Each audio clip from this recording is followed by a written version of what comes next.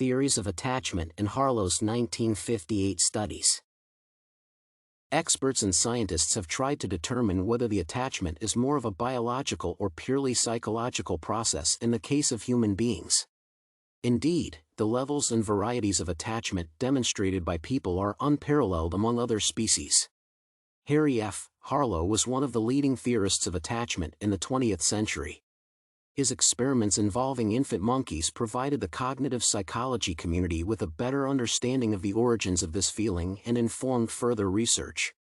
This paper discusses Harlow's research in the context of its importance in relation to other theories of attachment. The most famous experiments in this area took place in the 1950s. Through this research, Harlow confirmed that infant monkeys need an object of attachment in order to develop normally across the first stages of life. The author of the study separated infant monkeys from their parents and enabled access to two different surrogate mothers.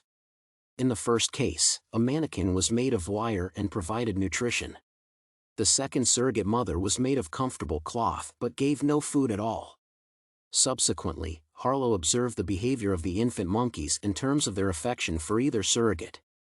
The study relied upon a theory according to which nutrition and other basic needs were the primary stimuli of affection and love in babies. However, it was observed that infants would only approach the wire mother for feeding. Once they ate, they returned to the cloth surrogate for physical comfort. Moreover, if a stressful situation was created in the cage, monkeys would approach the cloth mother for protection. As such, the results of the experiment introduced a highly interesting perspective on the nature and origins of attachment in apes. Harlow disproved the common understanding of affection as a product of meeting the basic needs of a child. On the contrary, the results imply that infants become attached to figures with whom they feel more comfortable and safer, whereas nutrition became a secondary factor in this context.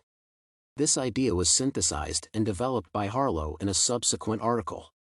According to the author, infants require a parent figure providing comfort and security for normal psychological development during the critical period of early development. In this context, Sigmund Freud theorized that the personality of a person is shaped during childhood through a conflict of biological needs and social expectations.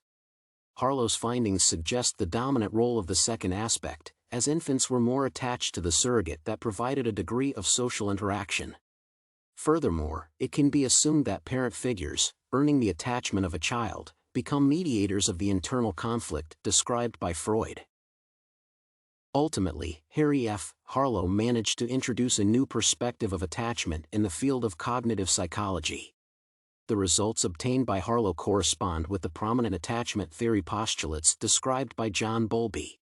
Overall, children need an object of strong attachment for their normal development. However, Harlow managed to add a new dimension to this idea by describing the specific features that enable the required level of attachment.